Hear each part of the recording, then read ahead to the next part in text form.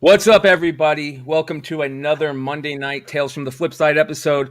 We are joined by the amazing John Gallagher, and we have a sweet book to give away. So make sure you guys are watching live tonight. Obviously, later.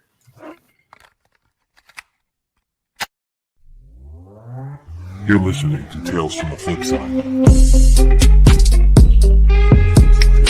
Tales from the Flipside.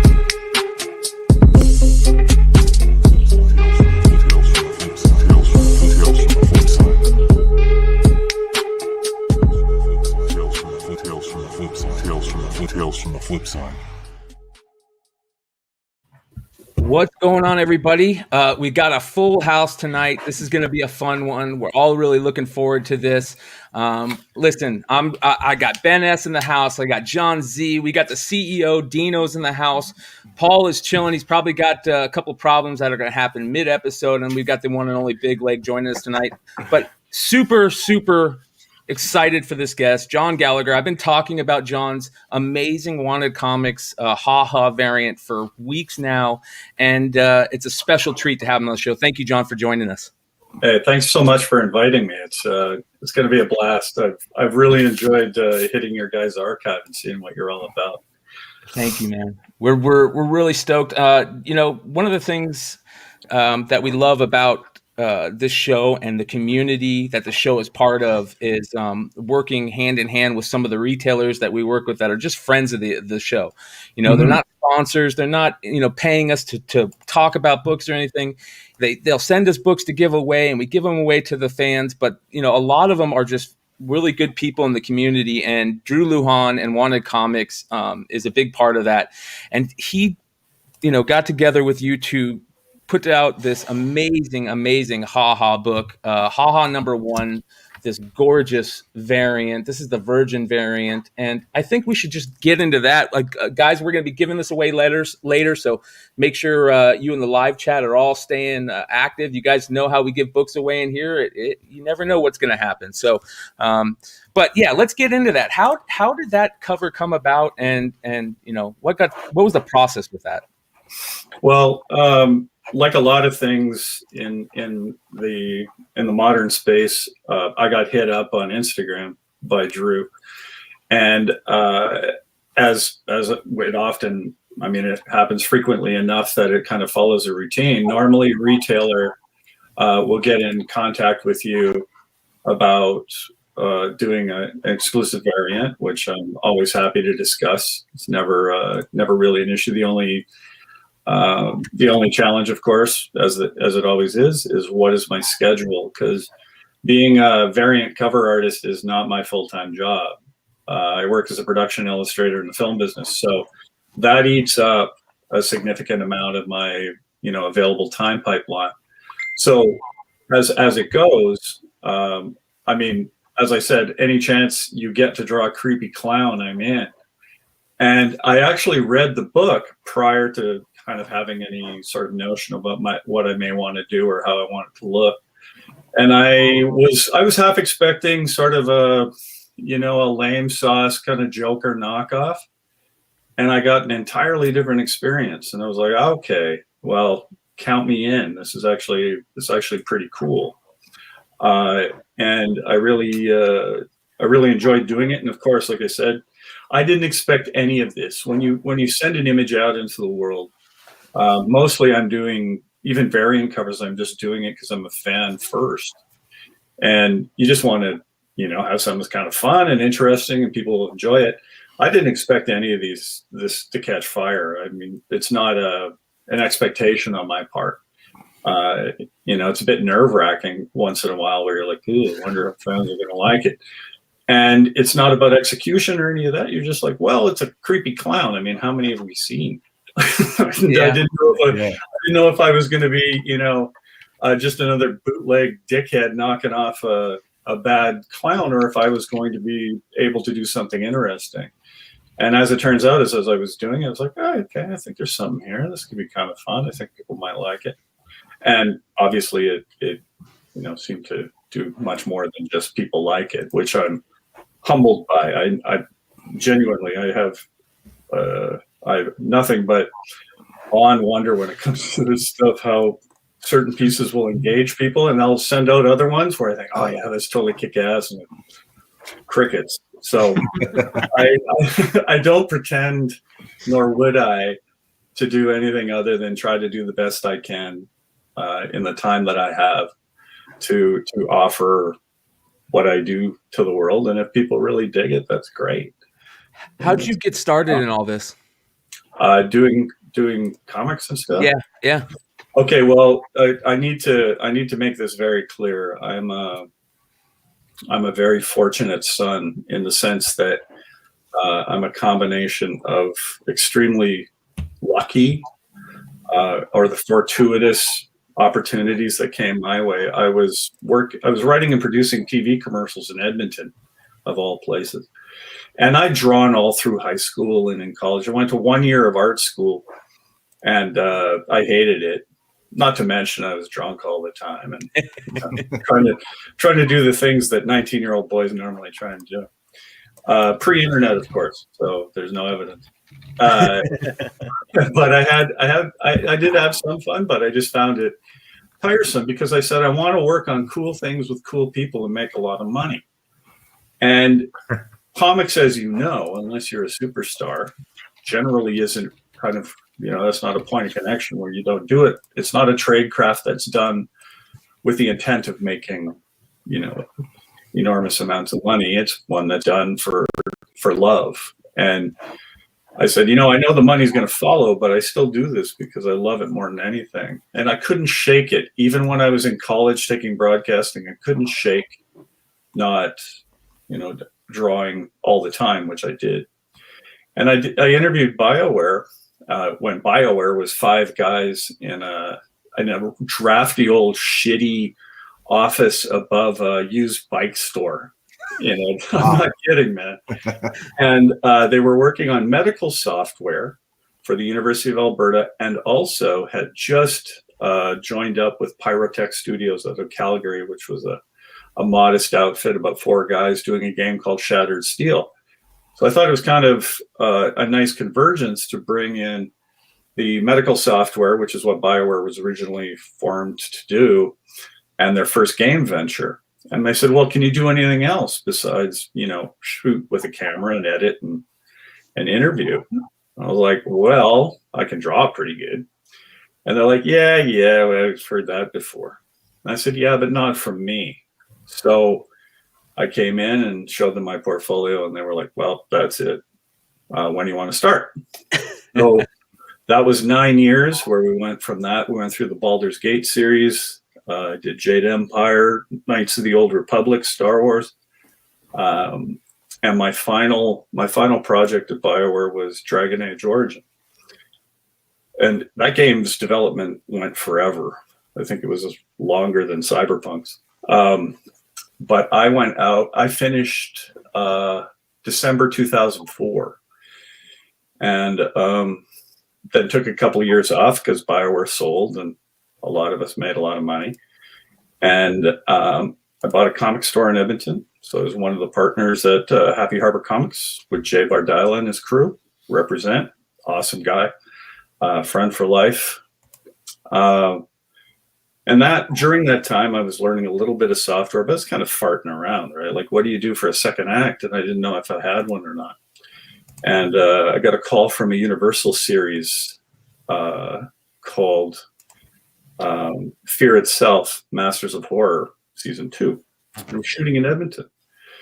And long story short, I went in, got the job as the illustrator on the show.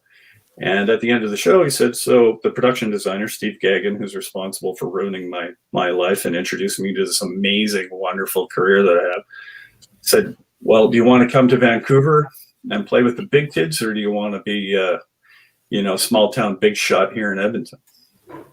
I was like, well, when you phrase it that way, what do you think I'm going to do? So I came out to Vancouver in September 2008, and I've been here ever since. And not one regret for one moment. It's been absolutely fantastic. It's a completely I know that you can say it was accidental, sure, for a second act, but I'm I'm just in awe of what I've been able to be a part of with the talent, the world-class talent that I get to work with on the regular. I kind of have to give my head a shake now and then and go, not too bad for a kid from Sault Ste. Marie, Ontario. He used to smash his G.I. Joes against his Godzilla and go, wonder if I'm ever going to get to do this. And as it turns out, here I am doing this. So it's That's kind of a wild thing. And the variants just started because I became a pretty regular guest at Comic-Con. Because I was trying to like sneak in the side door, you know, be an adjacent weasel and sneak in there. And because I was working on a lot of superhero stuff. So when you're working on those shows, it's kind of an interesting mix to have you as a guest at Comic-Con. So I just had my little art booth and started hanging out. And I think, though, with retailer variants, that started online. I don't know if it was necessarily, an analog-driven experience because of the nature of, people living everywhere around the world, of course. And yeah, it's just an honest thrill.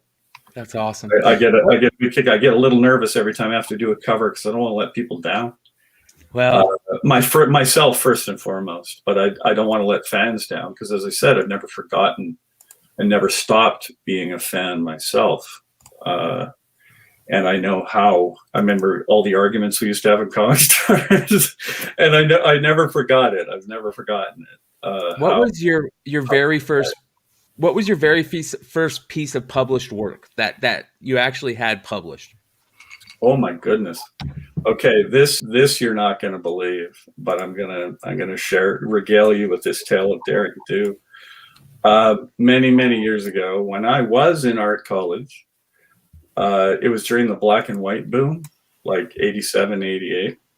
And for the record, I had no business doing sequential art at that time. I had no business. I wasn't one of those guys who lived and breathed it. I loved comics, and I loved the iconography and ideogrammic nature of visual storytelling. But I wasn't hardwired to be a comic book artist in the traditional sense of somebody who absolutely knows mastery of this form. So I got hit up by Eternity Comics to do a couple of books for them. And I got $300 for like 23 pages. Like, I'm not even kidding. But anyway, I kind of got ramshackled into this this mess with doing some of their black and white books, and they can be found out there. I mean, it's an early work alert. I'm not ashamed. But it's really deplorable, awful, terrible. We hear that all the time. It's one of the questions that we ask every creator on the show, because I'll be honest, it's selfish for me because I love collecting creators' first works, and it's something that I enjoy collecting. I know there's a lot of people out there that enjoy collecting it too, and sometimes that stuff's hard to find out because of what you just said. And man, fans love that stuff.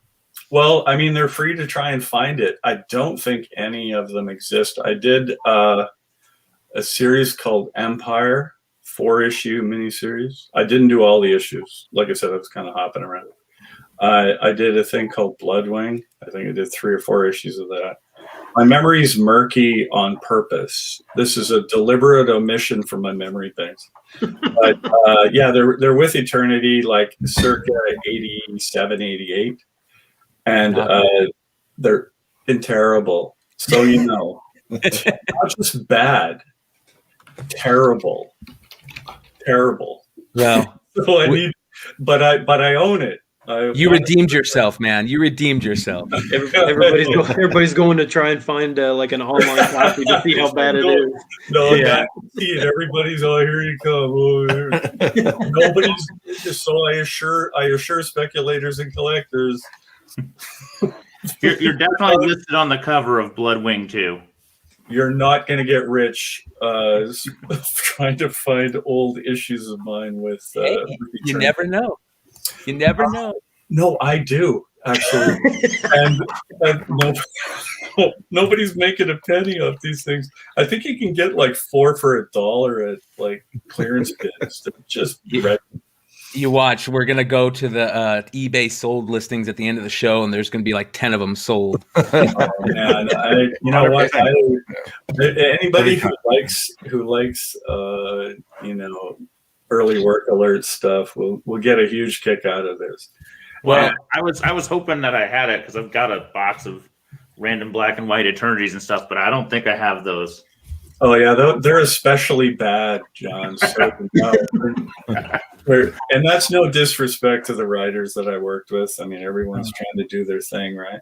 Yeah. But I had no business doing. It was all creativity at the time, man. It was cheap creativity, getting it out there. Well, that's really what it was. I mean, it really was a bit of a puppy mill for IP production, and a lot of it fell by the wayside with good reason because it was fucking terrible. There's no way around it. It was just really bad. I like to tell their stories. That's kind of what it was. A lot of people got to tell stories, and a couple were good. And that's great. I'm 100% behind the effort. All I know is that my contribution to that was not just bad. It was like diabolically bad. It was almost like I was trying to be terrible. You have a couple pieces of work that I want to bring up on your Instagram that just blew me away, and this is one of them. This is absolutely amazing. This is concept for the CW Flash show, and the Black Flash character, which was, in my opinion, the best season of that Flash show. I love that season. I think that the Flash show was so much better in those early seasons than any other thing that those CW people or the CW were putting out, in my opinion. And this character was great. And this piece of art is absolutely amazing. Well, thanks. That was, as it says here in my little preamble, I try to kind of give context for some of this stuff. It was supposed to be the crew gift. It was going to be a beach towel. And the showrunner and I were kind of conspiring, huddling over in the corner going, what can we do that's really cool? And he was reminded by marketing that maybe because this is a family thing, you're going to go to the beach and, you just hang out with your kids and stuff, that maybe this isn't the best thing for them. If I had known that it was for younglings and so on, then I mean, for me as a kid, I would have eaten this up. But we had to shift our attention a little bit and go to a shot of Grant looking kind of cool, but a little bit manic. So it was good for PG audiences. Yeah, it's very cool. Another one I'm gonna go find real quick is you brought up G.I. Joe earlier in the show, and this right here, I'm a huge G.I. Joe fan. A lot of us on the show are G.I. Joe fans. Obviously, I think a lot of people in comics right now are really gravitating towards G.I. Joe for the nostalgia factor. And, I always say when I think about my childhood, the first thing that comes up is G.I. Joe. And I love this. I wish I could buy this. If they made this, I would definitely go buy it. This is the type of stuff I love seeing. Talk about G.I. Joe and you. Oh, okay. Well, I've worked on a bunch of development stuff with Hasbro over the years. Like we've had a kind of an ongoing relationship. Intermittently, they'll call me like once or twice a year to work on either silo art that's going to be for trade shows or some internal development work. I've also worked at WotC a lot. So a lot of the people have cross-pollinated over the years. So I've had the chance to work across multiple platforms. And as a matter of fact, I'm going to be doing some Power Rangers design coming up here pretty quick in product development. But I've had the same relationship with G.I. Joe. I don't collect G.I. Joe. I collect statues and props from films and replica weapons and so on. But I don't collect G.I. Joe toys in that sense. But I have enormous love and respect for the property. And its meaning for people, I think, is probably one of the most interesting things to me is, again, the responsibility of respecting the property I think is what I lead with versus, let's just hack out some more, derivative stuff. I really want to kind of try to add something to the experience for people. And in the case of these toy boxes, that was just kind of on a whim. I was like, I really love the box art for some of this stuff. And I found a couple of sites that had relatively high res original artwork for the boxes. And I was really just inspired to kind of give it a different coat of paint. I don't think they're better or more interesting than the originals. I just kind of wanted to add my own spin to what I think are iconic imageries from our collective childhood. Yeah. I think that's really important. I think you always have to honor the properties. And it's something I've committed to out of respect for the fact that they had such meaning and value, and they still do.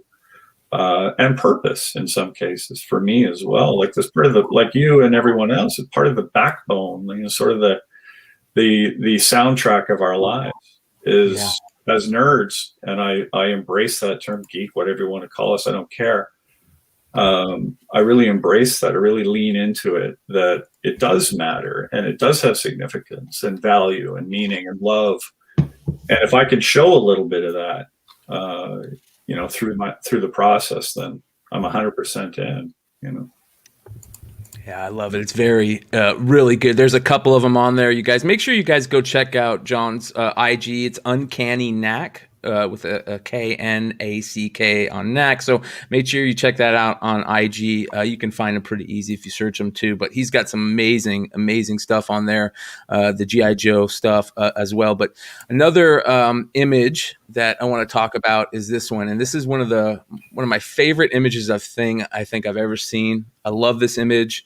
I love how not like gritty it is. It feels really gritty to me, and I think that thing needs to kind of feel gritty. This is awesome. Well, I mean, yeah, I thank you. I appreciate that.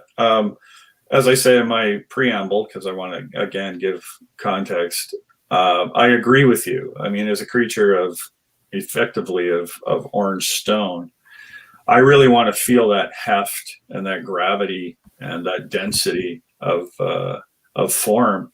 And I think the best way to do that is to knock them up against some real concrete and some real stone.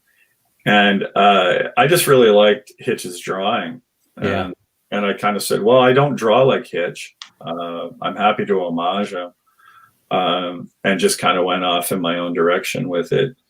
And again, that's, being inspired by a boss, You just say, hey, man, your piece is awesome. And I just kind of going to do my thing and probably ruin it. But, here I'm going. I'm going to see what I can do with it. What's that like in the artist world when it comes to homages and stuff? Because, I know it can be a tricky thing, but I think when you're doing it in the way like you do here, where you basically say, this is my homage to Brian Hitch's work. And you're kind of saying, like, I know there's that saying that imitation is the purest form of flattery, and especially when you're putting the guy's name out there. How is that looked at in the artist world? This you probably could have opened a can of worms here. Not for me personally. Yeah.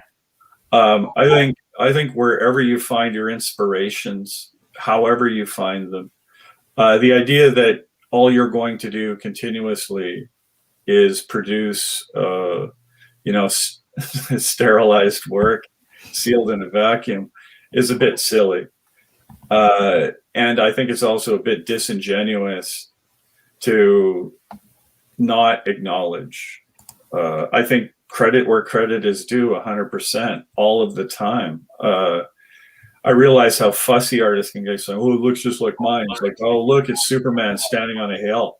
You own that pose. Of course you don't. But I mean, when you're truly drawing inspiration from a piece that you really dig, and you do your own version of it, you don't ape theirs.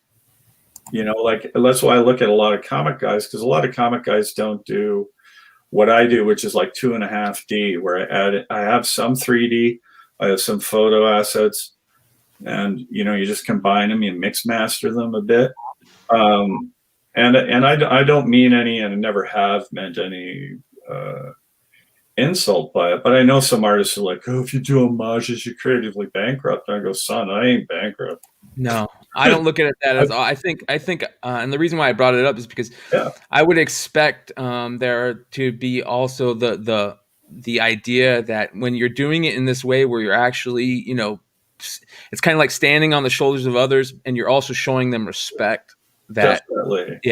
In fact, speaking of homages, dovetailing with what we're talking about on our on the show with Haha, our number 2, Drew and I did one after a 1950s classic cover, which I think people are going to get pretty excited about. And that's, again, you have to honor the past and the present of what the form is doing. And I know that there's various schools of thought in terms of, is working in digital, is that just a crutch? I go, how many pen and ink artists work in digital? Oh yeah. I don't know anyone who draws by hand effectively analog on Bristol much anymore at all. Yeah. Well, but there's still you're marginalized over here saying, well, you're a digital artist. I said, I lean into digital. I can do things in digital I couldn't dream of doing with pen and ink. No matter how good I got, I just can't do it. And I'll never be Jack Kirby by the same token, right? Like, what I do doesn't have anywhere near the power or the strength or beauty of what Jack did and others of his ilk. But for me, it's just, how do I, like the explosions behind my eyes, how do I conceive those? And for digital has always been the greatest toolbox for me to bring those things alive. Yeah. And plus, you mentioned, I can't. In film, you have to work digitally. You have no choice. It's Jurassic Park otherwise. Well, a lot of the best art in comics right now, like you said, is digital art. And, I'm okay with that because that's where we're going. We have this amazing technology. Why not use it? Art is it's not how you or what medium you use. I think it's more along that line, that feeling that it gives you, right? There's a feeling that good art gives you, and it doesn't matter the medium.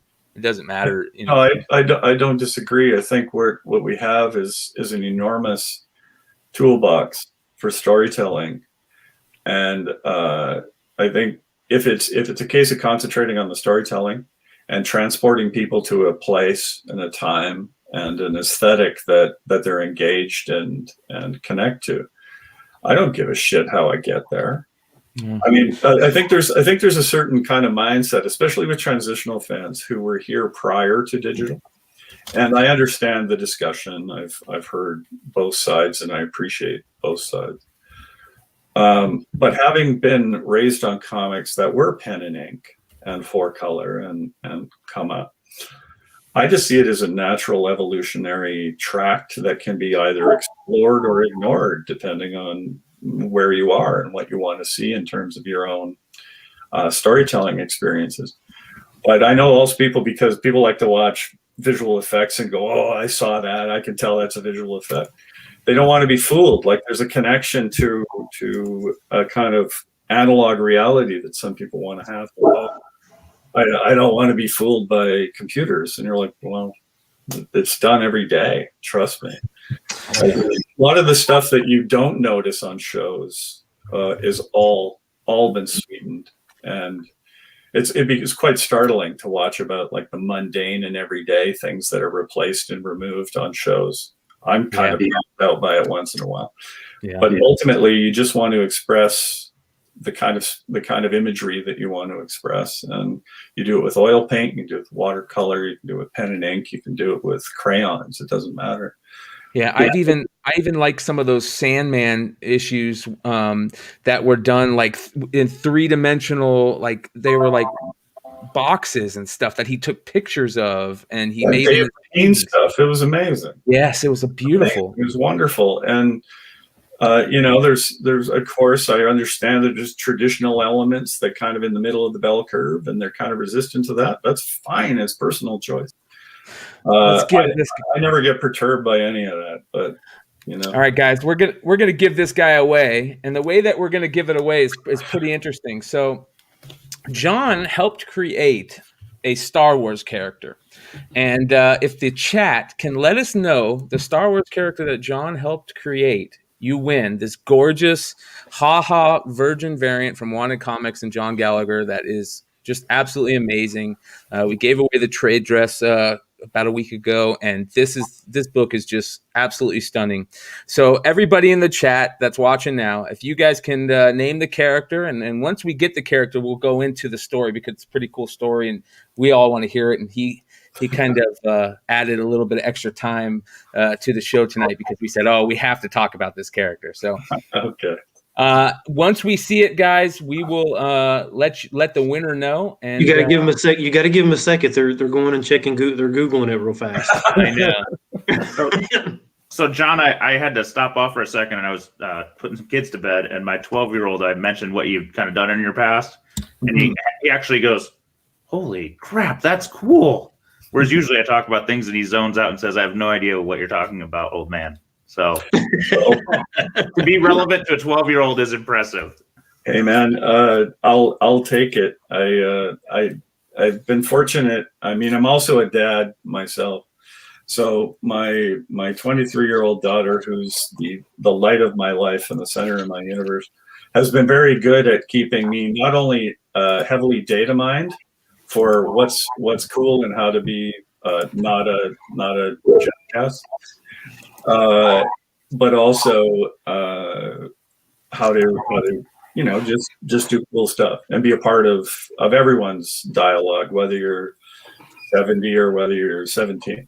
Yeah, there you go. Spider Nerd. Congratulations, Spider Nerd 78. You just won yourself a gorgeous haha variant from Wanted Comics and John Gallagher, the Virgin haha variant. So, Spider Nerd, please hit us up at Tales from the Flipside channel at gmail.com or on our IG at Tales from the Flipside on IG. Send us a message. Let us know the book you won and your contact information, and we'll get this out to you. And on that note, let's hear the story about Darth Revan and how you were involved in the creation of that character, because it is one of the biggest characters in Star Wars right now. Yeah, I had no idea, of course. But at BioWare, we were given the choice. After we had done Baldur's Gate, we had a couple of offers on the table, and we had a big company meeting, and the company at that time was like 70 people. We're like 400 now, but we all were sitting around and they wrote the three projects we had up on the whiteboard, and the last one was Star Wars. So I stood up, grabbed the dry eraser, and wiped up the other two. So, well, because and I'm sure I'm preaching to the choir here, but when I was 10 years old, I went to see Star Wars, and it changed my life. I was nuked from orbit by that movie, and I know its flaws and I blah blah blah whatever. Yeah. But in terms of its impact on me personally and a million other creators in the world, I think it meant the world, and it changed it. It made it richer. It made it deeper. Suddenly, imagination wasn't a weird thing. You were allowed to dream of spaceships, and you were allowed to dream of all these things. And comics had kind of primed me up anyway. So, long story short, we start Star Wars: Knights of the Old Republic. And truth be told, I mean, it's, when you're head concept guy, you have a really long list of characters, you have a long list of environments, you have a long list of props and gear and GAC and equipment, and you just work through it. If you have any questions, James Olin and I, James is the lead designer, we had our offices beside each other. So if I had any questions, like literally I just go around, hey James, what about da-da-da? And we had lunch together, and he said, listen, I'm coming up with the villain right now, and a little more complex and nuanced than your typical Snidely whiplash. And because it's Star Wars, it's got to be. And we want to throw a bit of a monkey wrench in the works for people. And I was like, okay, well, what's the story?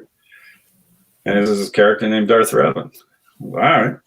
So I did a marker sketch, took about 20 minutes, and it was one time. I didn't have to do any revisions.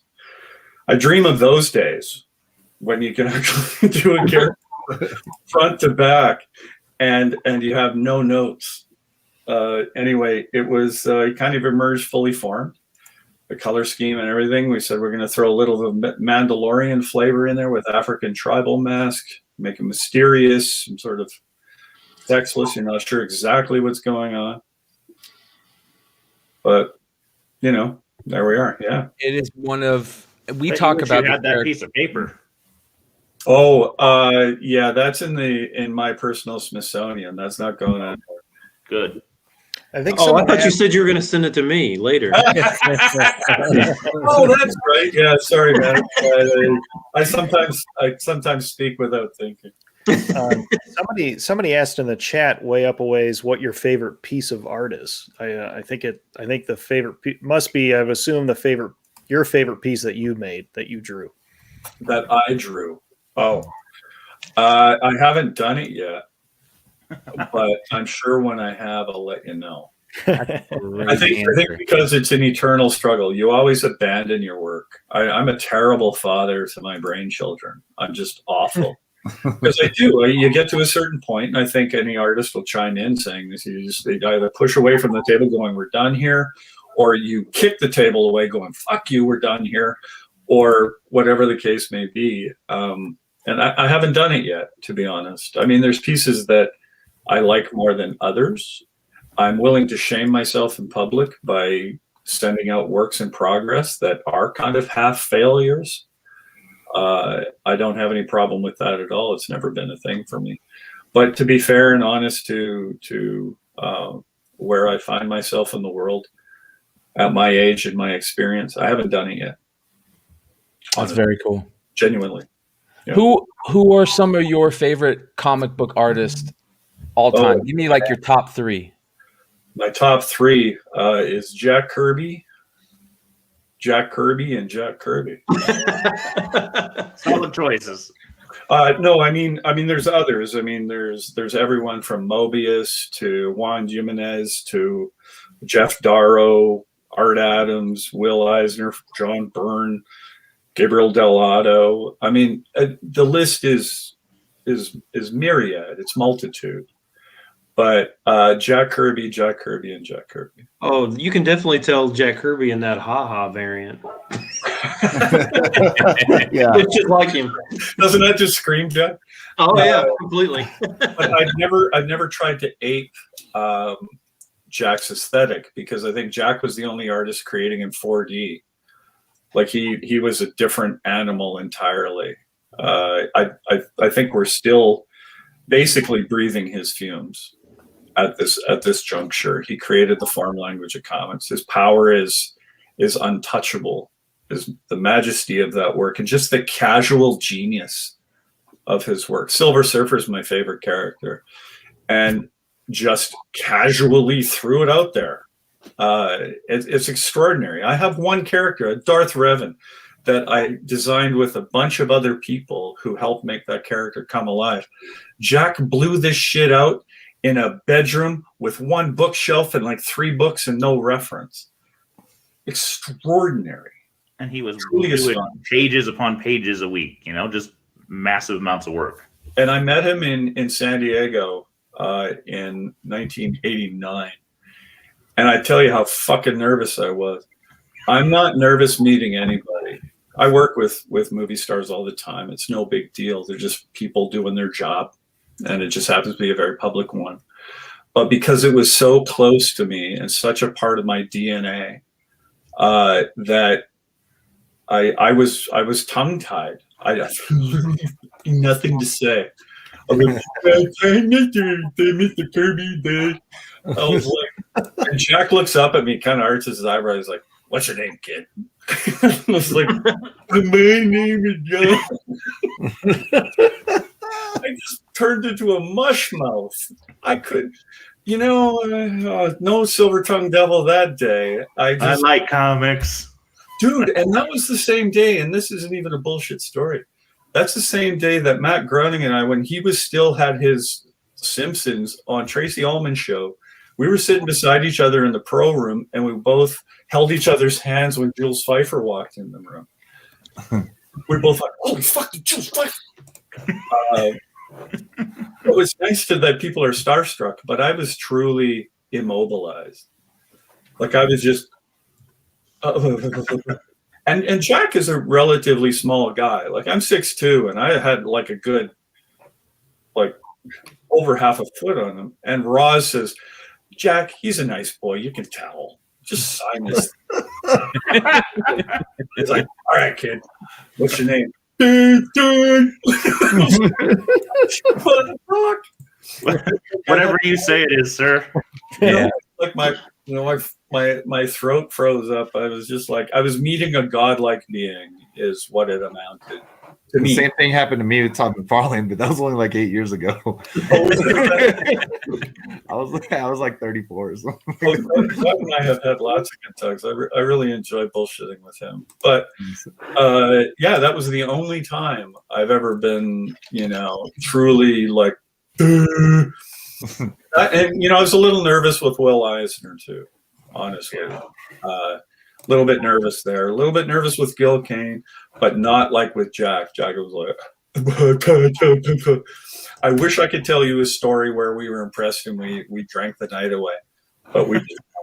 I think that that type of story only happens with like Steranko or something like that. Like I always hear these great stories about Jim Steranko telling these great stories or stuff like that. There's certain artists out there that just love holding court, and there's certain artists that don't. And I just glad that the cons are there or were there. I can hardly wait till they come back, because being able to meet some of, even hearing you talk about it as a creator yourself, being able to meet some of these guys who you really look up to and you really admire their work is something that's very important.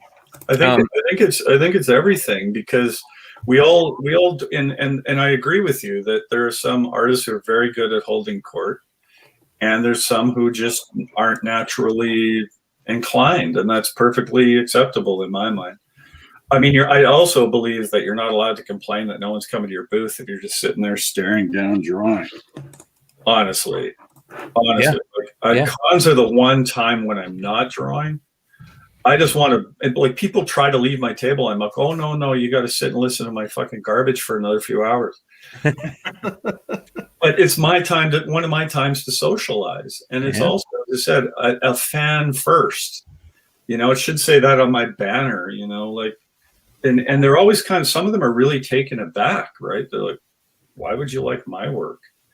I was like, "What are you talking about? You're just slaying this shit. Like, are you kidding me?" Yeah, but you do that stuff, and I'm just doing different work than you. It's not better. I'm just doing it different than you do.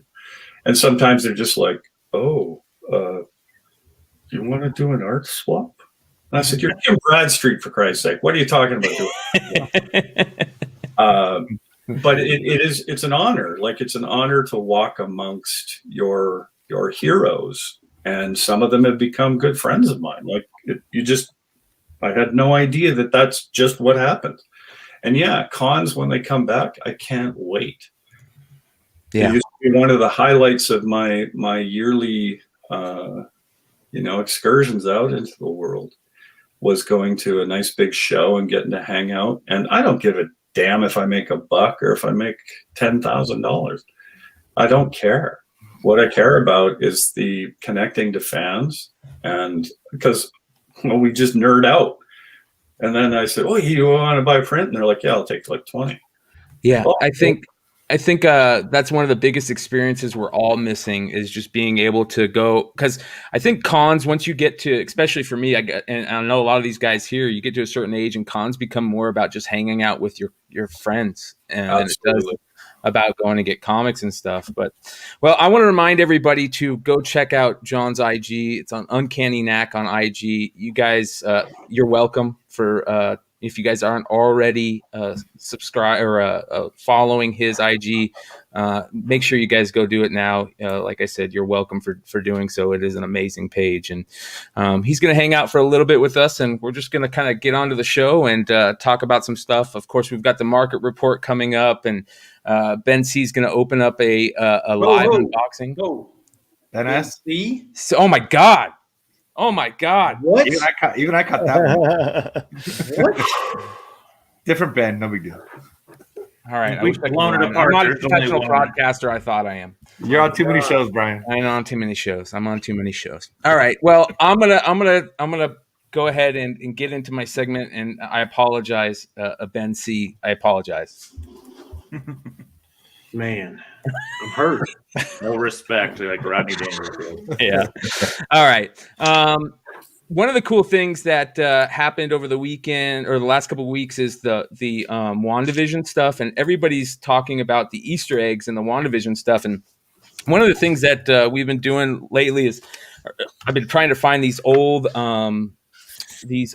Wizard magazines, and one of the Wizard magazines that I found to go through is this issue, and this is from January of 97.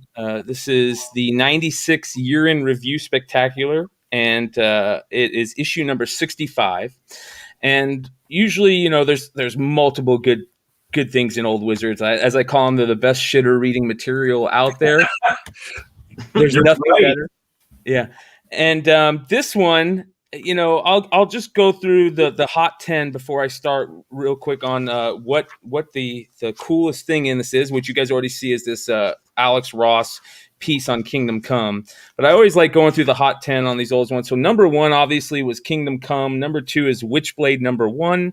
Number 3 is the Onslaught Marvel Universe number 1. Number 4 is Preacher number 1. Number 5 is X-Files number 1. Number 8 is Witchblade number 2. Number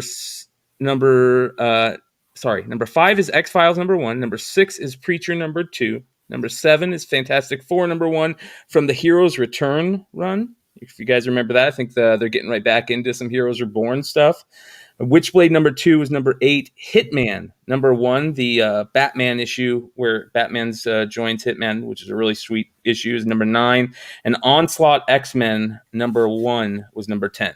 But the coolest thing in this is this Alex Ross piece. And they get into, I don't know about you guys, but one of my all-time favorite pieces of comic anything is Kingdom Come. It came out at a time where like I was really getting back into comics and like as a teenager, and it was just perfect for me at that time.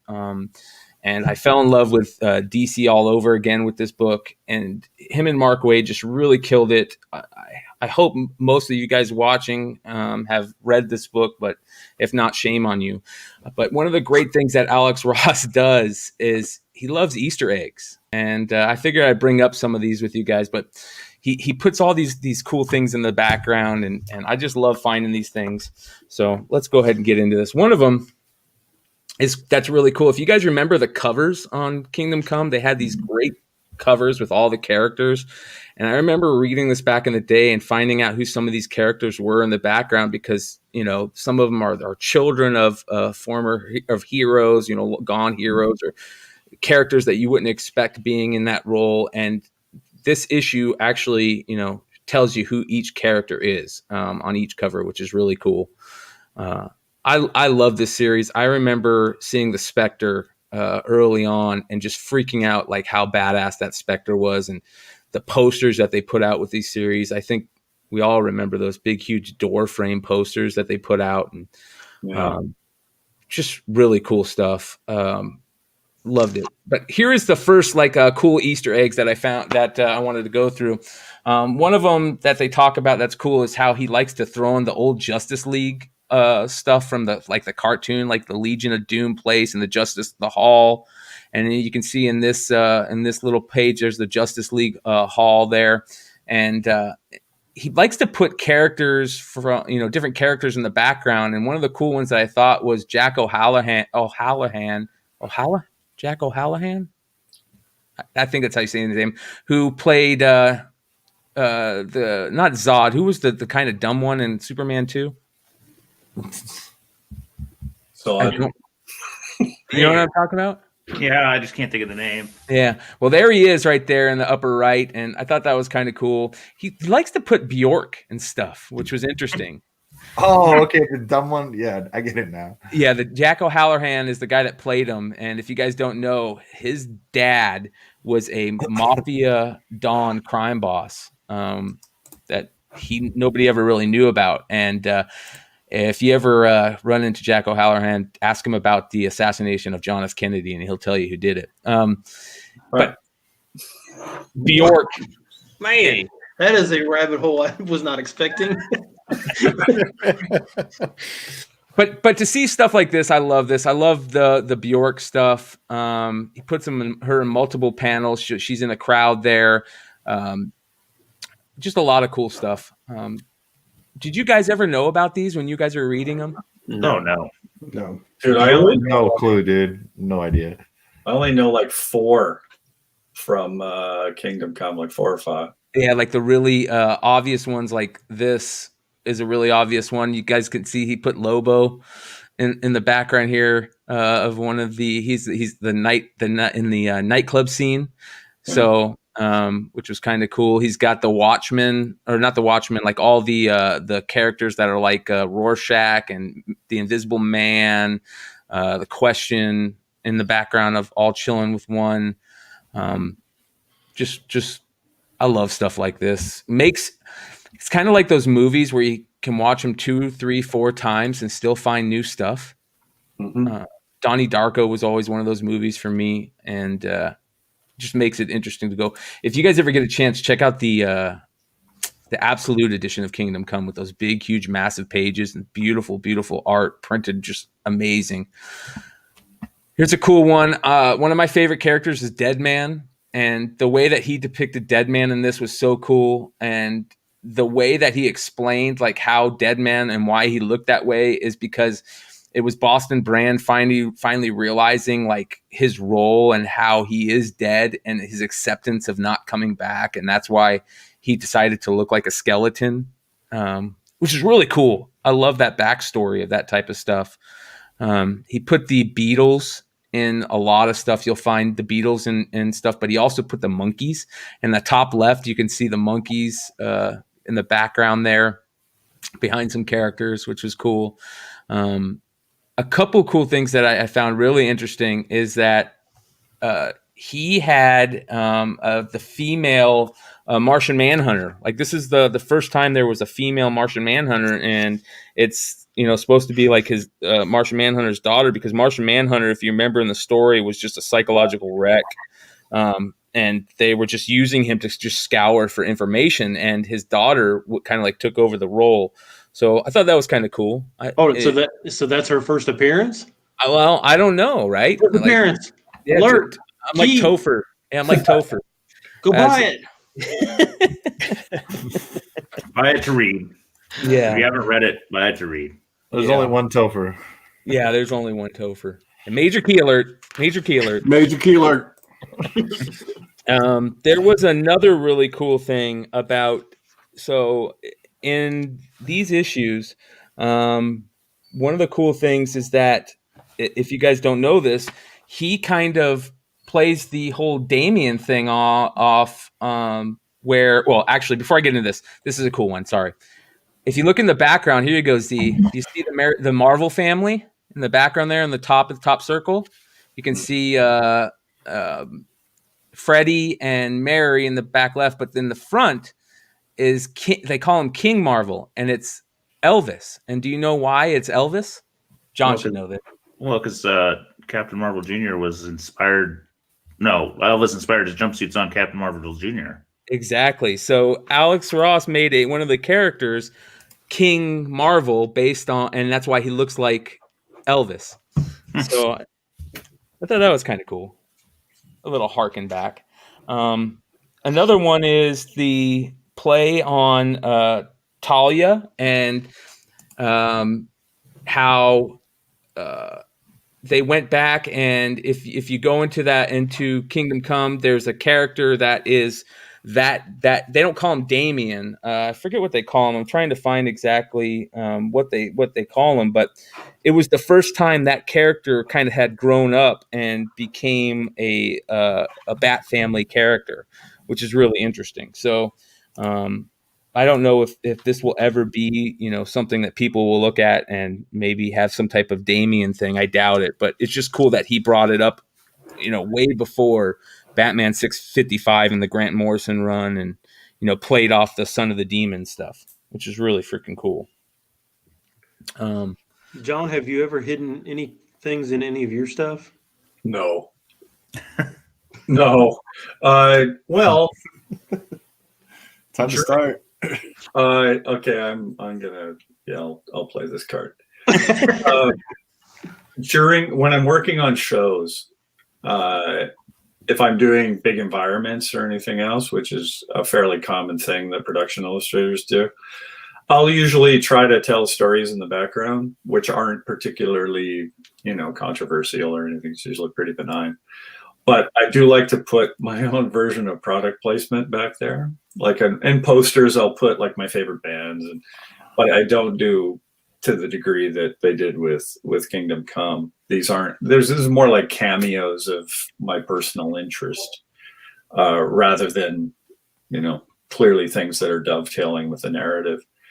I tend to avoid it for a lot of reasons. One, because if I start, I'll never stop.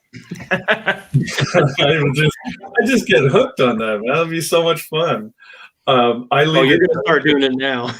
Yeah, no, I do once in a while sneak in some snarky stuff. Like for example, I did the IMAX poster, myself and Andy Fairhurst. Andy won the poster contest for Fox when Deadpool was still at Fox, and of course hadn't been acquired by Disney yet. He won. It was on DeviantArt, and he won the contest, and I got second, which was like a bunch of money, but I didn't get to go to New York for the premiere. And in that, there's a bunch of things you can see in the Deadpool poster.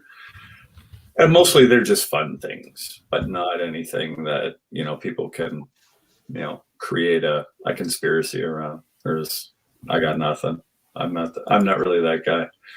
If I was doing my own project, I would certainly just pack it with all kinds of insider goodies. But I just love finding them.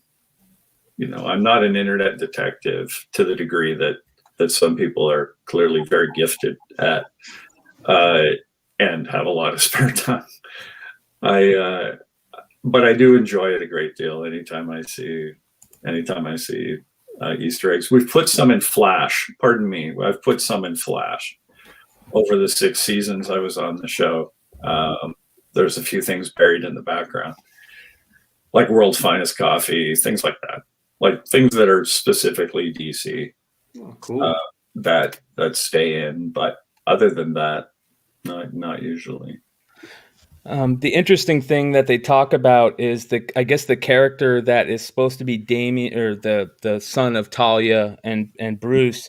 I can't say his name. Ibn Ufash. So it's probably some type of takeoff on Ra's al Ghul. But that character that is supposed to be Damien, or that child, ends up growing up and falling in love with Nightstar in Kingdom Come, which Wade and Ross, Nightstar was the daughter of Dick Grayson and Starfire. So the Damien character and Dick Grayson's daughter end up being a couple in this book, which is interesting. So I thought that was kind of cool. And there, of course, you can see the female Martian Manhunter character. But one of the things that he loves to do, and this is kind of, we talked about the cameos in the background. He likes to put people in the comic creators in the background of his stuff. So you can see here he's got a lot of the old school guys: Jerry Siegel, Joe Shuster, Martin Odell, Bob Kane, Bill Finger. Like these titans, and they're all in the background, behind characters, and you have to really know what they look like to see them, which I thought was so cool that he did that. The character designs are just gorgeous, but to have giving these people their due, that some of these guys really didn't get their due until this time period, when this book was coming out, which was amazing. This one is kind of cool because this is, more little cameo stuff. And you can see the Nosferatu character he put in as one of the characters. He put in the Fat Albert gang in the bottom right as some characters in the background. I thought that was really cool. But if you guys ever get a chance, like I said, wizards are amazing. They're one of the best things to go out and search and find the history of comics. And this is the type of stuff I'm talking about. You can go back even further, but the history of comics is something that we need to teach a lot of these new people in the community that are coming over to comics.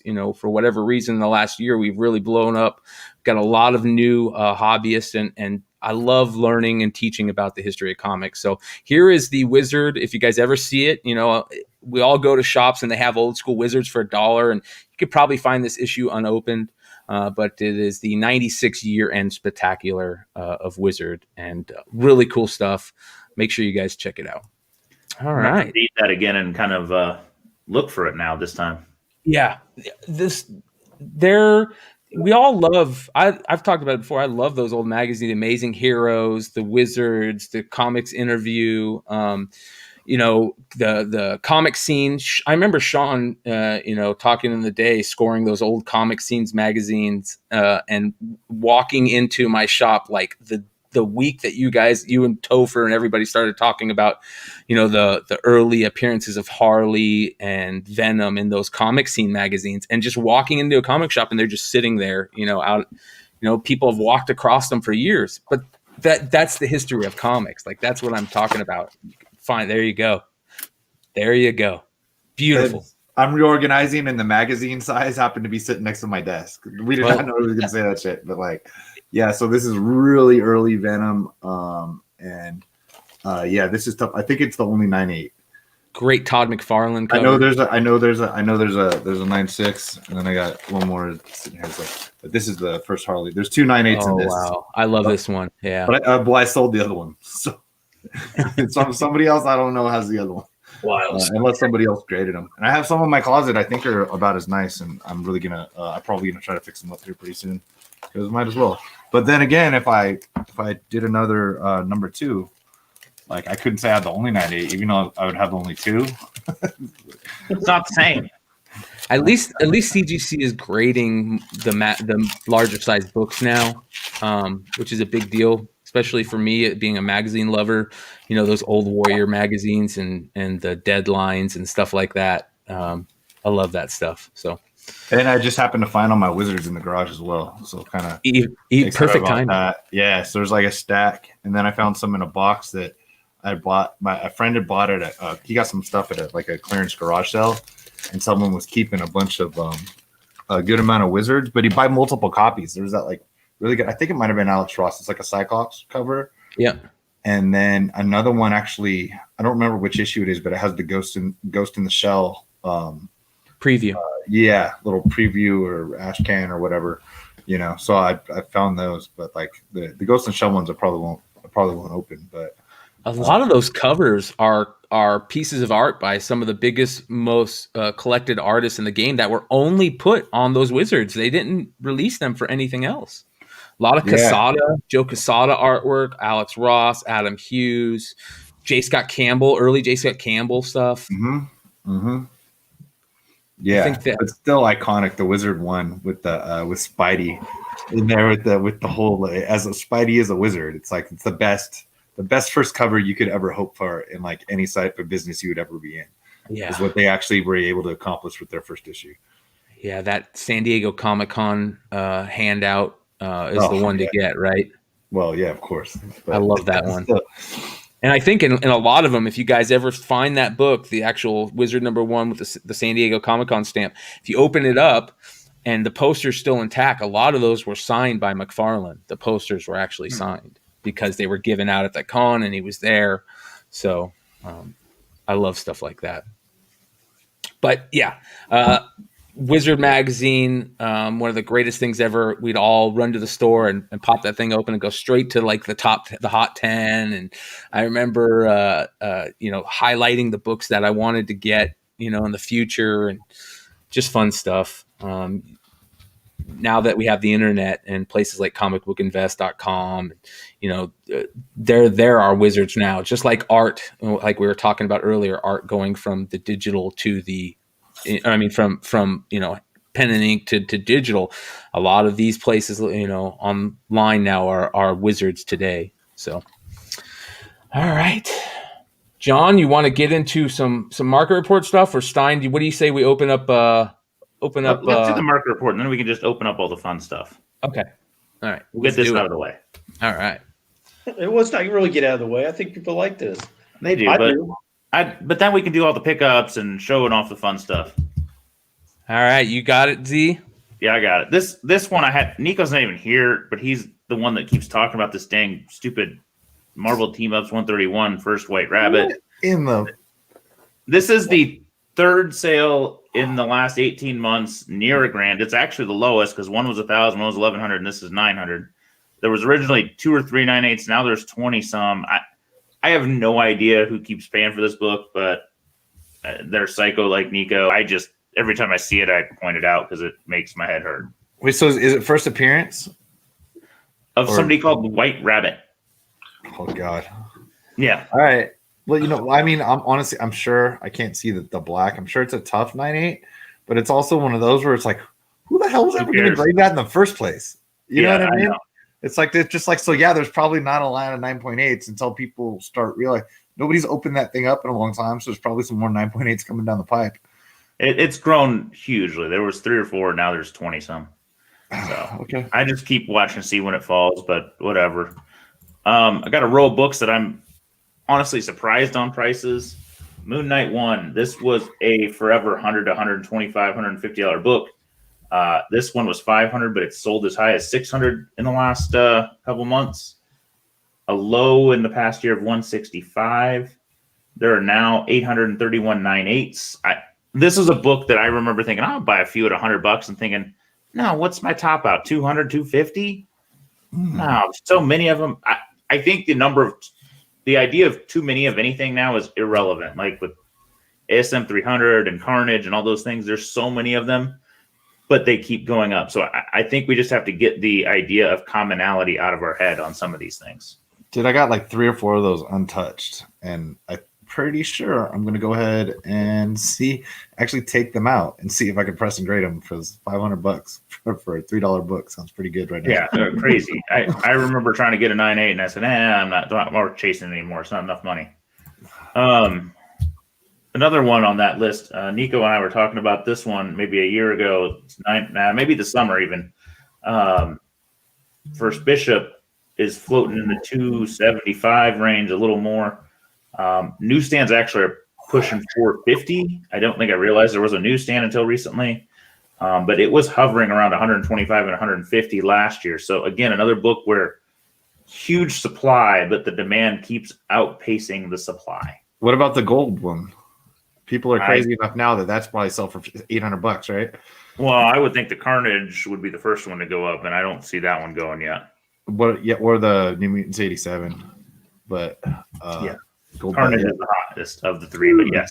Dude, remember when the hype was because he was already in the movie? Yeah. And then he didn't have like that big a role in the movie. He had about 4 seconds. And now out of nowhere. Okay. Yeah, I know. Okay. I know. This one is an interesting one, is the first appearance of Sword, which is tied to Wandered Vision and all that. I hate you. I've been looking for one of these cheap. Now it's not going to be cheap.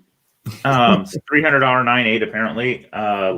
In 2019, it was maybe a $50 book. There are now 206 in 9/8. There is 199. I think this book does benefit from a really beautiful cover that is unrelated to the appearance, so that's nice. But yeah, crazy that it's that big a book, because that's not a low printed book. But thankfully, there's a good Colossus cover on it. Vancouver Comic Junkie, nice sale, my friend. Isn't that honestly though? Is it just the cameo verse? Isn't Bishop in was it 271 the book before? That's not even his first appearance, right? I know it's his first cover and his coming out party. Yeah, and all that it's like it's the whole 181 theory. Okay, whatever. Yeah. I just inform people, so now they'll since they don't know why they're spending that much money on it, they'll go spend it on 271, I guess. They won't. 281, but yes. Spider-Man, Amazing Friends. This is a book I remember I had 2 9/8 of, and I got tired of holding. I got annoyed because I did love this series, and I just kept it raw at some point because I'm like, I can buy other books with this. It was like $150 forever. 2019, it was pushing 250. The 90-day average is 537, and this set a record at. Oh, this was the record at 537, but it's the new average. First appearance of Firestar, and there's 134 9/8, but man, they're selling quite a few. So out of 134 9/8, I think there's like 30 selling a year, so it's moving pretty rapidly. We ever see Firestar in anything? There was rumors of something. I don't even remember what caused it. I think to me the appeal of this book is more nostalgia than the appearance of that character. Yeah, I know. I watched it. What year did the show religiously? From being the show. What year was this comic? Early 80s. Okay. Did you pick up the comics, or are you just talking about the show? I never picked up the comics. I didn't know much about the comics. Yeah, until way later in life. I love that Green Goblin cover though. That's like for some reason I really like that Green Goblin. Yeah, it was an iconic one. I kept a raw one thinking I don't need a 9/8. Now I'm like, damn it. Another one, supply demand story. New Mutants 98 on newsstand sold for almost $2,600. What? Yeah. GPA record on that one. It's been trending up. The standards are back up to 1,500, which is, higher than the high back at the movie time. So him going to MCU is just dude, 3 months on the fire. 3 months ago, you could have got Mark Jewelers 9/8 for that. And everybody thought everybody was fucking crazy. I listed my Mark Jewelers for 10 grand and nobody wanted to pay it. And I said, it's going, I bought the new house and I said, it's going back in the safe. It's not seeing the light of day. Yeah. Good plan. Good plan. This is a little trend of this week. High sales that just keep going. Miles is back up. You could have gotten one of these for a little under $1,000 at the end of the year. It's trending back up to 1,500 plus. There was actually a higher sale than this at 1,525 after I found this guy. So he is back to all-time highs. More miles. This one is all-time high. The last sale before this was about 100 less. Could have had it for 135 at the beginning of 2020. What the interesting thing to me is the sketch version, the Pacelli sketch, which is so rare we rarely see it. Last sale of any of them on GPA was 2015. An 8.5 sold for $2,700. And the last time a 9.8 sold was 2013 for $1,000. At that time, the 1 in 25 was probably a $50 book. If one of these came to market, it would be probably a 10 to 20K book. Yeah, I know the guy that I sold that D23 sketch to for like whatever it was, 8 or 9 has the sketch 9.8. This, but he owns like a jewelry store or like a jewelry outlet in Alabama. I'm pretty sure he's not selling anything. No, that's one of those books you just hold. Because like we talked about the Divergec. No, that's the Grail. Yeah, we talked about this being a ghost like just years and years ago. They don't come up. I quit looking. No, there's one on eBay right now for $36,900. It's a $39,999 bucks. It's a 9.6. Yeah, well, dude, screw it. Hey, man, give it a whirl, right? Wow. Reach- That's a little you high, gotta but reach for the stars. Oh, of course that's a little high. But who knows? Right day, it might not be. Yeah, I'm just reporting the news, boys. At least there's one up. I mean, a lot of times there's not one up. I don't even like talking about this book, but it continues to go up and sell well. That's all I'm going to say. I did find something weird of Miles that you PlayStation guys maybe know something about. There is a minifigure from the PS5 games. It's called a sweepstakes giveaway prize with a retail value of $4.99 from the letter that comes with it.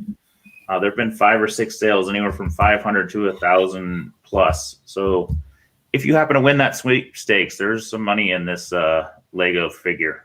This is kind of interesting because with John talking earlier about, being in the video game world, one of the things that we've been seeing a lot in the last couple of years is video game comics are selling really well, especially some of the rarer ones that come in, freebies or certain special editions.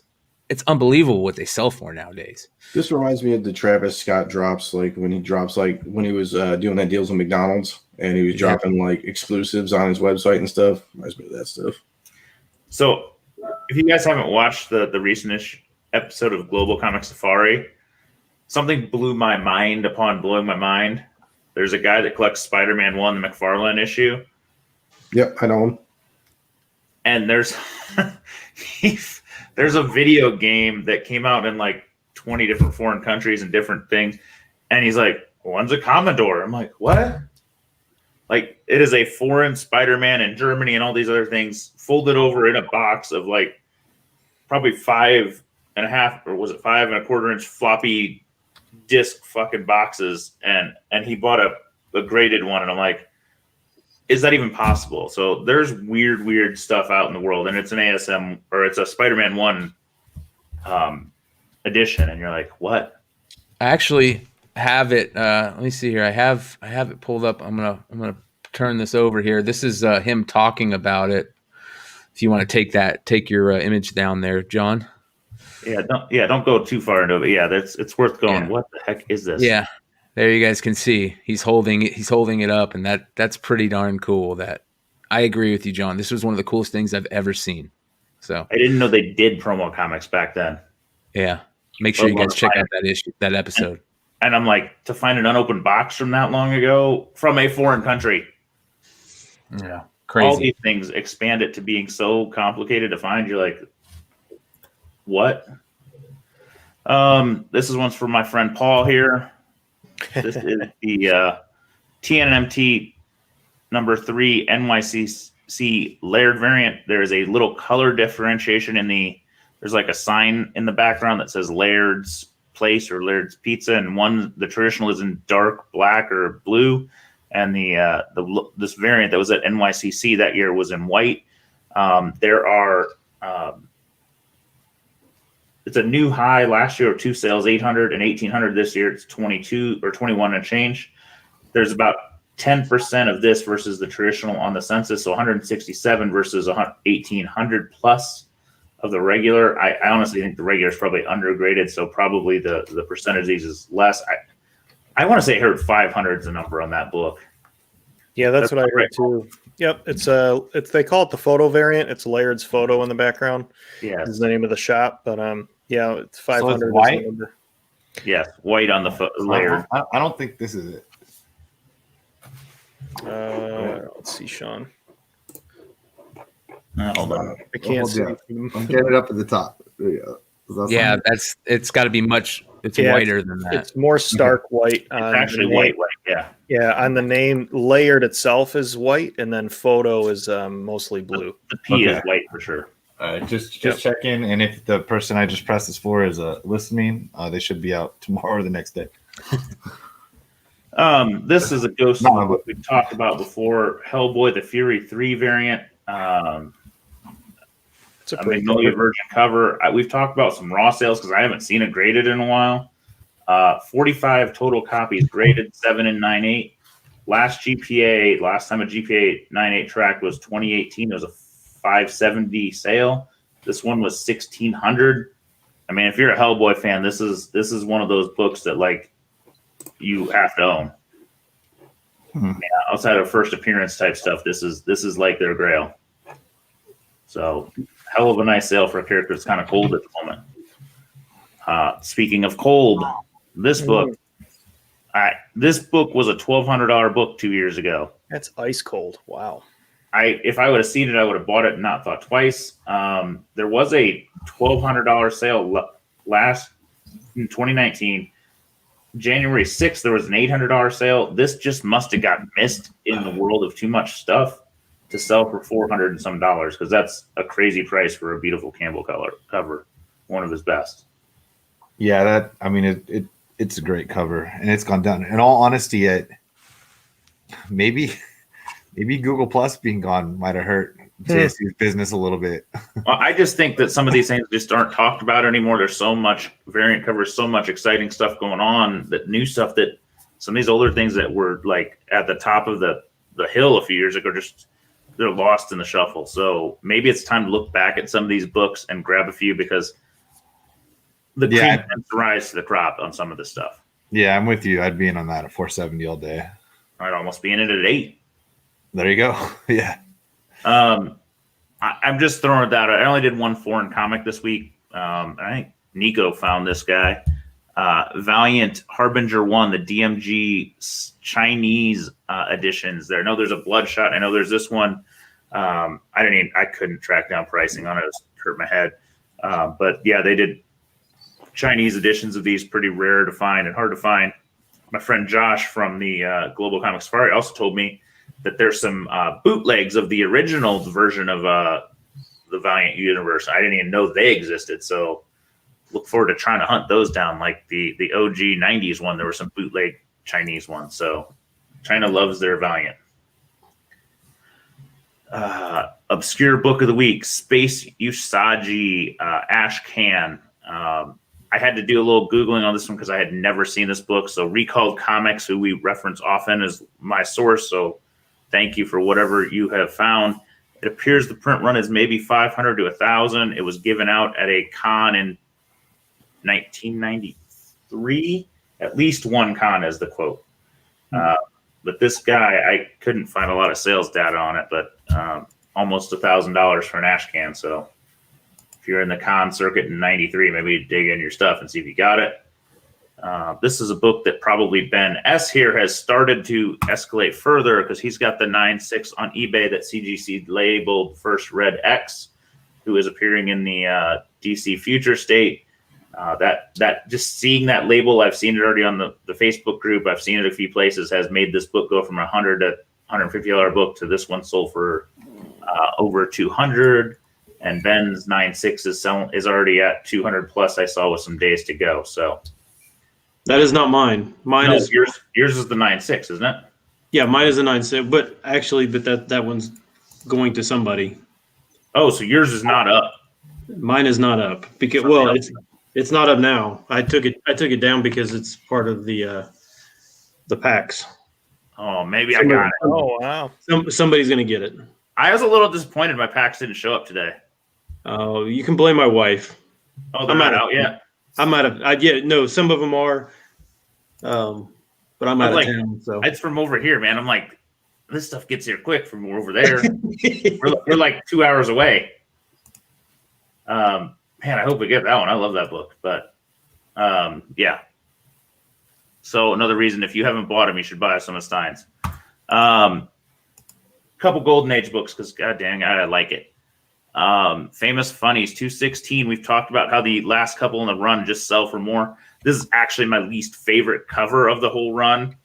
I don't know why. I don't like it. It's the first one I owned, and one I've sold twice, and I own a copy just to say I have the run. But $1,000 for a 9.4. There are only 40 graded copies in the census, and a whole lot of them are 4 and below. So this is a tough book. And that's all I got to say on that. But if you're collecting the run, you gotta have it. There's five Universal 9.4s and one SS 9.4. Yeah. You imagine having an SS 9.4. Hey, I've got my SS Rosetta, man. Well, yours is. I'd rather have yours than an SS94 of that book, but like still, Fair. a 9.4 is I would take any SS Frazetta because there's 100 roughly. Yeah, there you go. Hey, do you know it's a Frazetta SS? No, though? no, I no, of course not. CGT doesn't give you good information like that. I'm pretty sure that one is. I would imagine. And who the hell else would? The common one that pops up the guy with who- him the guy is who played Buck Feldstein on Rogers? some. Feldstein's on, Okay. Feldstein's on some, and then if you do Vampy, then you got Adams. Because he's on the interior. It's his first interior or early interior. He's popular there. Who doesn't like Ace the Bat Hound? $1,000 sale on a raw listed as 5.0. It's actually right at GPA if you're grading it. So not a super steal, but a great fun book. 151 on the census. Two more. Skipped a couple. That's all right. This Haunted Chills 6. There's 26 on the census of this book. A Carl Bargos cover, a beautiful skull cover with a top hat. 26 on the census, I say again. A 4.0 sold in 2019 for $710. A 6.0 sold in January for $3,100. This is a 3.0 in less than 2 years, almost tripled. So scarce book. People are really kind of apparently drawn to with the skull cover. So that's a nice gain on that book. Weird. Last book of the day, one of the grail upon grails of the Batman collectors, Detective 168, the first Red Hood. Wow. This actually, when I got looking at it, was a deal, and I punched Nico for not buying it because he's been talking about this book. A 4.5 sold in January for $1,500. This is a 5.5 for less than $1,500. A 6.5 sold in November for $31,000. There's only 159 in the census total. That's restored, qualified, and everything. Wow. So this really feels like a value. I don't know if maybe I didn't scan the pictures real well. Maybe it's not the prettiest 5.5. It's an odd picture to show, but the 5.5 doesn't have nearly the beat up point as some of the lower grades. So this feels like a hell of a deal for whoever bought it. And that's what I got. Very cool. Awesome. That is very cool. Hey, I was gonna say, I don't know if you guys, I always talk about sports cards and stuff, but if you follow sports cards, the 80s and 90s sports cards that we used to think were hyper overprinted or whatever are worth just ridiculous. Like even early 2000s stuff, just the base Steph Curry's and base Kevin Durant's and stuff. I mean, there was there was an auction of Steph Curry's tops. A PSA 10 was like over $6,000 for base tops. So if you know anything about cards, like tops is just kind of just the base. It's not like a super high end product or anything like that, but anything from those years are just skyrocketing. So I'm not surprised to see New Mutants 98 going crazy as well, because like John said, their print run really doesn't even matter anymore on these mega keys. It doesn't matter. Man, my goal last year was to buy a New Mutants 98 every month, and I bought none. Way to follow through, Sean. Yeah, man. I was like, this is the easy way to do it. Quit buying $10 shit. Just, you know what I mean? Well, you could easily get like just very fine or better raws for like $200 or $300, like almost any Sunday at auction. And that's apparently those days are passing. And you know what I mean? This generation's dead Spider-Man, basically. So, yep. All right, Stein, you ready? Ready to razzle dazzle them with? So what's up? He got a CGC sub? No. This is Dennis Barter from Dino's buddy up there in up there in Michigan. Yeah, Where's he at? Where's he at tonight? Every time I'm on here, he's on here. Yeah. So these are the two packs he bought. Was number 14, 41, and 41. So I have no idea what's in here, but he wanted them open live. But if you check out it, or if you want stuff, go check out his website. What is it? Wonder World Comics. Yeah, Yeah, one of he our also comics. he has a YouTube channel too, that he's doing stuff on too. So check that out. Yeah, and for anybody who's bought these, some of the shipping labels I've sent some labels out. I'm out of town, so I'm sending the labels to my wife, so she's printing them off. So as soon as I get some of these other ones, if you've paid, you'll get your notification here within the next probably 24, 48 hours at the latest. I'm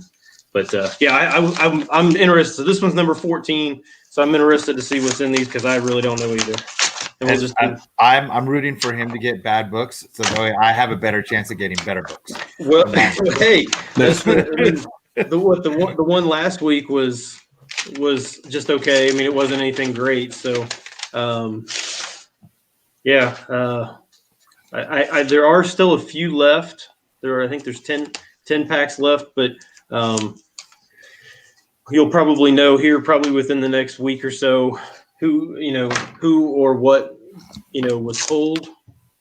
And How can they get those packs that are left, Ben? send me a message on Instagram at the Wall Comics. And all right, so let's see what we got. I have no idea what's in here. Okay, that's not a very good one. Imagine Agents number 1. Oh boy. Oh no. Oh no. Oh boy. Oh wow. That's nice.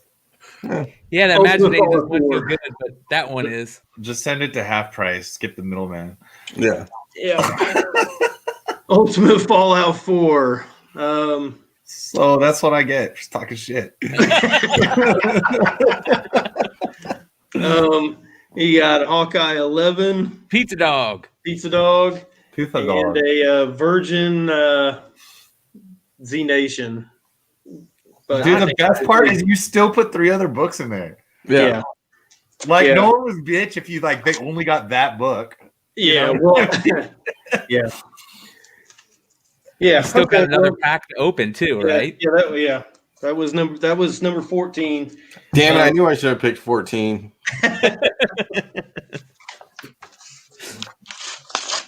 And he called that like right as you announced them. He's like, I want 14 and 41. Yeah. Yep. All right, let's see what we got in pack number 2 here. And he got a virgin. Yeah. Nice pull. Yeah, I told you I tried to pack some really good books besides. Here's the Pacelli sketch variant.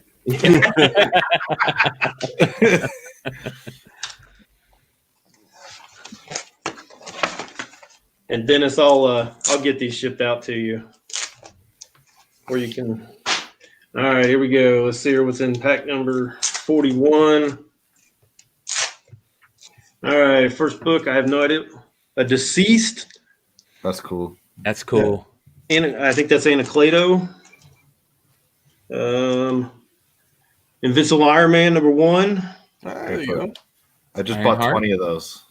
A Batman and Robin Adventures number 21. Nice book. Yeah. Never seen one of those in a while. Not me. And an Inhumans versus X-Men Del Auto. Nice. I think Is that, that a ultimate con, is, that, Fallout is that a con exclusive or no? Wait, did I miss something? Did Yeah. you miss? Yeah. You Oh, when missed you were it. gone? You were Yeah. gone. Did Oh, you the miss first it? pack? Nah, man. What did he get? Yeah, yeah. No, it doesn't see here. No big deal. Dang it, Dennis. Yeah.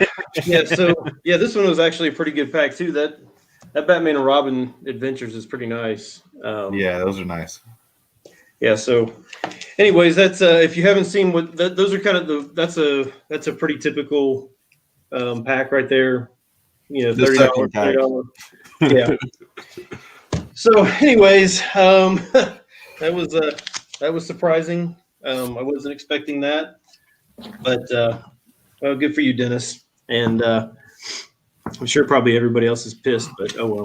Nah, I'm happy. I'm good. Before we go get through a couple of, you guys have anybody have any pickups for tonight? I got pickups. Okay, we'll get before we get to pickups and then we'll end out the show after that. I want to talk about something since we still have John here that was kind of cool that happened with Drew and Wanted Comics and that awesome haha cover. One of the things that Drew did is put up a set for charity on eBay, and this charity went. It gave all the proceeds to cancer research, which is really cool. We've all had somebody that we know and love be affected by cancer, and it's absolutely horrible. And anytime anybody's doing stuff like this, we all appreciate, especially us that have been touched by this shitty disease. But $355 for this set that went to cancer research is pretty damn cool. And we just want to give a shout out again to Drew Lujan at Wanted Comics for doing stuff like this. And that's got to be pretty cool seeing something, some of your work getting sold like this for charity there, John. Yeah, I think, I love what you guys do. And I'm good friends with Vancouver Comic Junkie with Chris. Nice. So he's kind of been the tip of the spear as far as breaking it wide open for me, because I'm interested now in becoming more of a student of the collecting game. And I think anytime it goes to charity or to children, it's immediately elevated far above, kind of the purchase and selling of comics, because I place that at a different level. And like you and like many of us, we know either directly or indirectly people who have been either taken by this disease or have been impacted by it. And 100% of the time you get behind helping out whenever you can. And I love the name of the charity that it went to. It went to Barbells for Boobs. Yeah. So I like that. It sends, it sends a trainer, equipment to a survivor to get them back on their feet, which is really important. And it's something that I've talked about before. Sometimes when a person survives cancer, their life isn't that great, and they go through some serious depression and a big life change, and helping those people is just as important that survive cancer. So shout out to everybody involved in that charity that are doing good things, and shout out to everybody that put bids on this listing. Pretty damn cool. So much love for that. Great to see. Yep. All right, who wants to go first for pickups, and then we'll call it a night. Can I go? Yeah, hell yeah, man. All right. I got a heck of a fun pickup run this week. A lot of foreigns, sorry. As usual. This one I've been waiting on. I ordered this from Parallel Irvin in Turkey, our friends over there from Global Comic Safari. This is the Gildry Sinar edition of Immortal Hulk 1, the trade. It is a trade, but this is limited to 500. And what is freaking awesome about this, it's a Steranko homage, but it glows in the dark. If you haven't checked it out, check it out on my IG. And I think Define 999 put it up as well. It is the Gray Hulk edition, but it is a glow in the dark Hulk. Yeah, that's awesome. Can't go wrong. Also bought a random Turkish book from him. It is the Death of Gwen Stacy scene on a Turkish comic, so kind of cool. I just like the art. I don't even know what's inside yet, but I thought it was fun. Won a fun auction as well. This is a Australian super adventure comics with Superman and the Bat Plane. That's interesting. A 7.5, which is pretty nice copy from an Australian book from no date. These are generally from the 50s from Murray Publishing. A non kind of canon cover. I'm sure it's stories from the early 50s. But I got this for about $100, so I was pretty happy about that. That's a good deal. That's what I thought too. Those, I mean, you've got a couple of those Australian ones, right? Yeah, I've got about 6 or 8 of just the Batman ones, and they were reprinted only like a year or two later. Also, Yeah, they're not far off. Yeah. The Furries are pretty cool books. and they're all yellow. Yeah, So the next two are freaking awesome. E-Ball Brazilian Daredevil 1. Oh wow. Red costume still. Colors still pop nice on that too. Yeah, this is a beautiful. I mean, it's not a high A grade, but it's a beautiful copy, especially considering it came from the climate of Brazil. They're generally printed within 2 years in Brazil. They're pretty close, a lot of them. So very, very happy with this one. The other one, ASM1 Brazilian. Also a very pretty looking copy, not a perfect copy by any means, but for what it is, it's fantastic. It is not the first time Spider-Man appears in Brazil. Their first one is in an issue of, quote, Thor with Spider-Man on the cover, but it's a non-key issue, just kind of thing. But this is the actual reprinting of Spider-Man #1 that's pretty early on in their love of Marvel. So very happy to get that one. And that's it. Not bad. Not bad. Who's next? I can do a few Okay. because I'm stuck up here up in Northeast Ohio. Yeah, no one likes Ohio, but Somebody said you outpicked the Cleveland boys. Cleveland boys. Yeah, I will not. True. I will avoid the books I bought yesterday. I bought a huge run of like Spawn from like the 250s or something like that. Got those all at cover price and stuff. But so I bought a magazine, which was really funny that you were talking about magazines. And this one's a really clean copy. I don't even know what it is, but I just thought it was a really cool cover. But it's a Spider-Man comics review. That's gorgeous. Yeah, I don't even know what it is, but I was like, oh, that's a really cool cover. So I've never seen that. yeah, I was like, yeah. Yeah, so these I got from some random store. These are like later issue hardware, something or another. Sorry, it's really dark. Are those the Mobius ones? I don't know. Are they in like the 30s, 40s? These are in the 40s. These are like 42 and 43. There's some that are Mobius. This one says Rollins, so that one's not. I don't know. It's just late issue hardware. Yeah, buy them.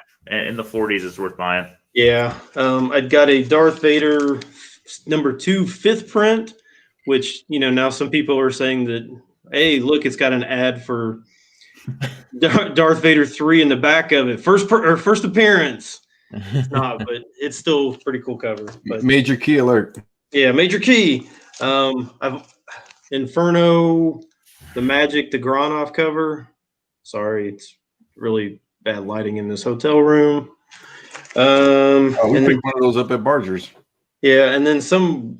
I don't even know what this is. It was just a cool Black Widow cover. I don't even know what that is. Some variant. Oh. I don't know what that is.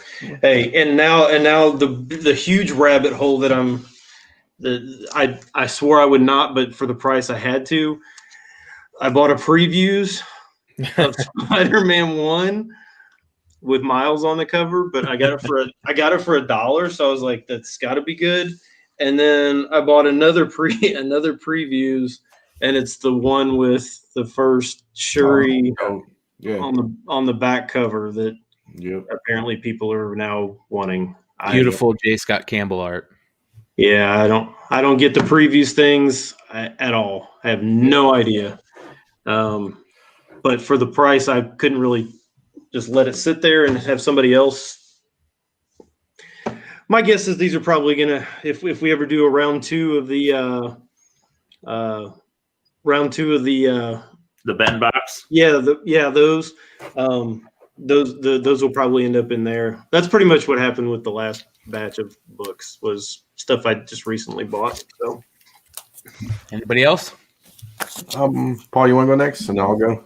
Yeah, I just have two. I was talking to a buddy doing some turtle research, and we were looking into some stuff, and it actually ties into what Brian was talking about earlier about Kingdom Come stuff in the background. So this is Mirage TMNT Volume 4, number 10. And the big thing that happens in this issue is Splinter dies.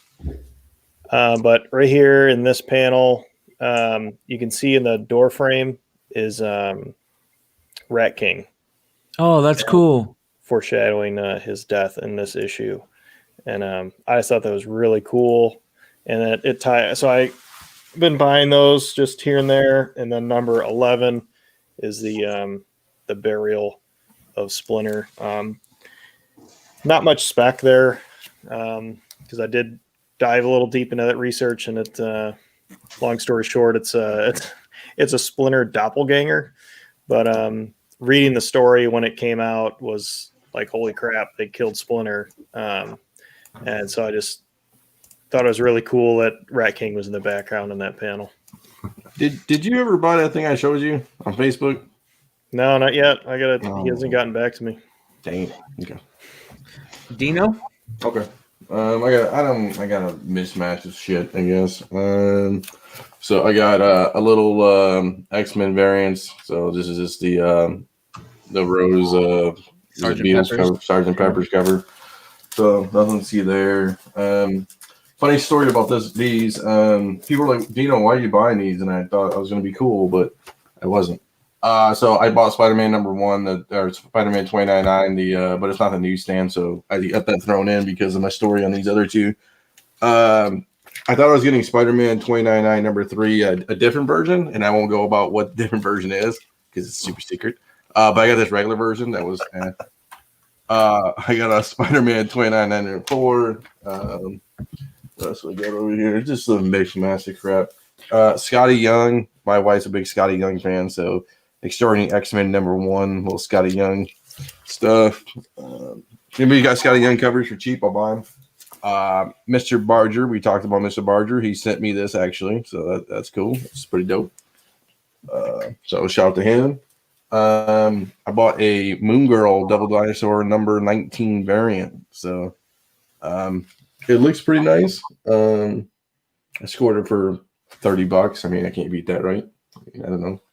Whatever. So I got that. And then I bought, look at this. Me buying slabs again. Look at this guy. Spider-Man 2099 #2 variant. CBCS 98. Pasquale Ferry retailer incentive variant. So Old label. Yeah. That's the old label. Do I bust it out and do I do a CGC? I don't know. But no, that's cool. It's hard to see, but yeah. That's all I got for now. I've been buying books like a madman. You might want to keep checking out the episodes in the podcast because I'm gonna have fire soon, man. It's gonna be If only you had the rivets on that label, man. Yeah. Good old rivets, dude. Good old rivets. Talk to Steve Barak, and maybe he can hook me up with old rivets label. Hey, I just want to know if Dino's taking song requests. Yeah. Maybe. Big Leg, you got anything?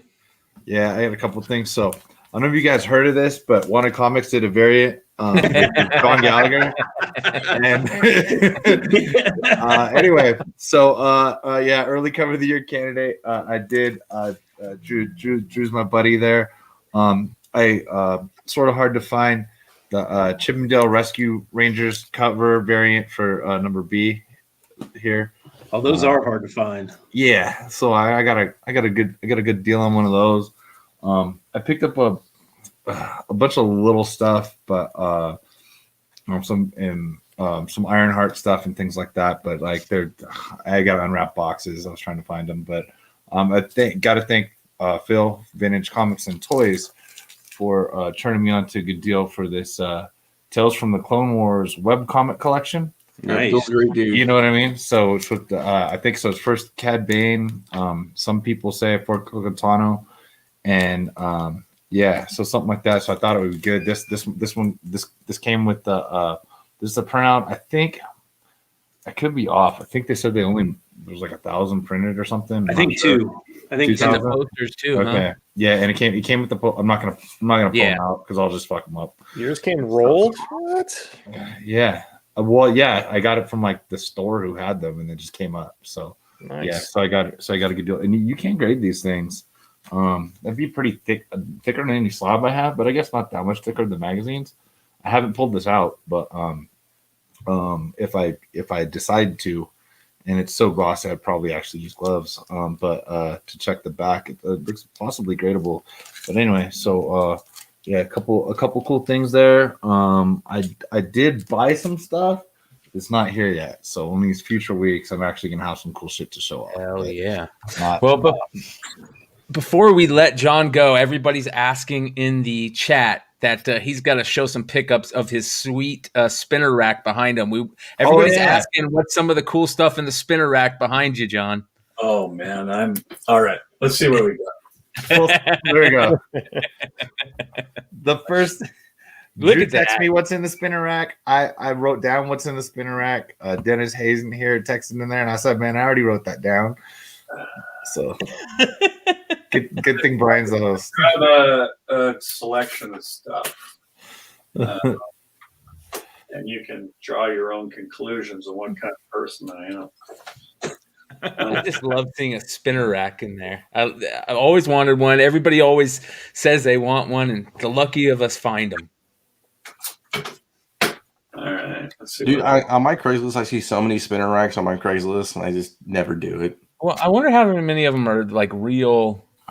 Well, there's a difference in a vintage and a newer one. I mean, they're all appreciated. Yeah. Well, I remember that one. I remember the Hey Kids one. Yeah. This is from spinnerack.net.